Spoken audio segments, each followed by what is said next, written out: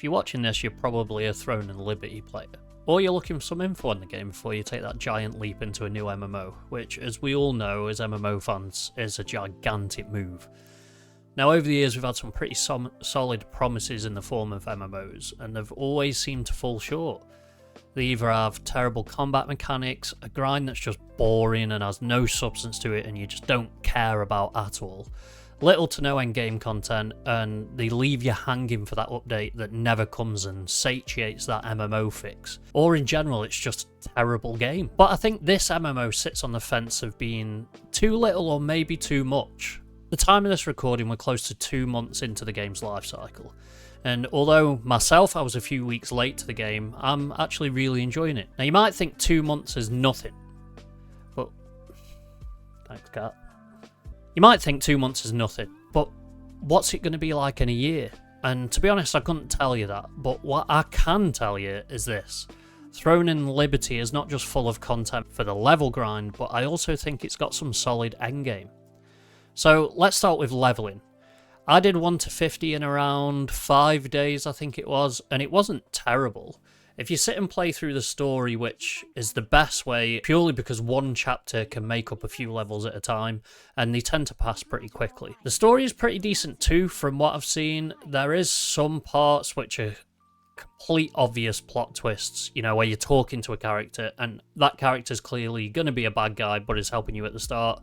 And then in the next scene, you're fighting that same character. You can see it coming a mile away. The cutscenes are beautiful, they build some cool themes, but the story isn't the key attractor in this game for me. It's not a painful grind, and there are some parts between story chapters which can be quite tedious, but you can get through them pretty quickly if you do the contracts and the little side quests here and there. So, endgame.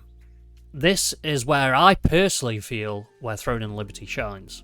Once you hit 50, the use of contracts for the open world dungeons, yes, open world dungeons, is a really cool mechanic to the endgame content. The gear hunt is pretty unforgiving, however. I've played plenty of the same dungeon back to back and got the same drop every time, and it's usually the one I don't need. The open world dungeons, however, work really cool because you can just run in, find a group that are already doing it, ask them, looking for group, can I join your group? Most of the time they say yes, and you can rinse through the open world dungeon contracts pretty quickly.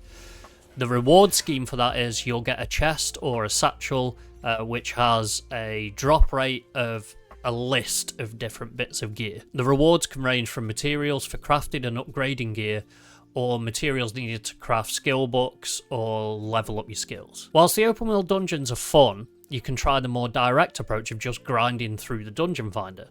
Right now I'm finding this one a bit tricky as I'm playing as a healer, and the amount of research I'm having to do on boss mechanics, how and when to keep everyone alive, when certain actions are going to happen. The boss has got certain phases.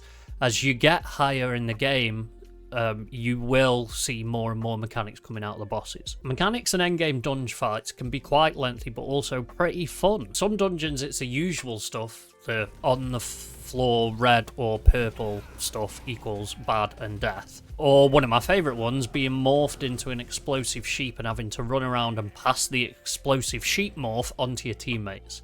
I really do commend the devs on the mechanics. It gives it a bit of a WoW vibe, and I kind of like that a lot. PvP is also an option. Now, this is an area I'm yet to explore, as well as guild gameplay, as I'm trying to focus on getting my head around some of the core practices of the endgame as a healer. So gear.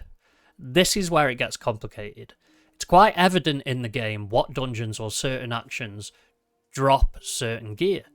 Once you've had the pleasure of playing the drop rate game, and you've got all your gear, you then have to find the same gear again with the correct traits in order to level up the traits on your gear. And this is done through a mechanic which they call extraction. This is a whole other thing, it's a whole other world which I'm planning to do some content around when I understand it myself. Now this is where I'm up to with Throne and Liberty.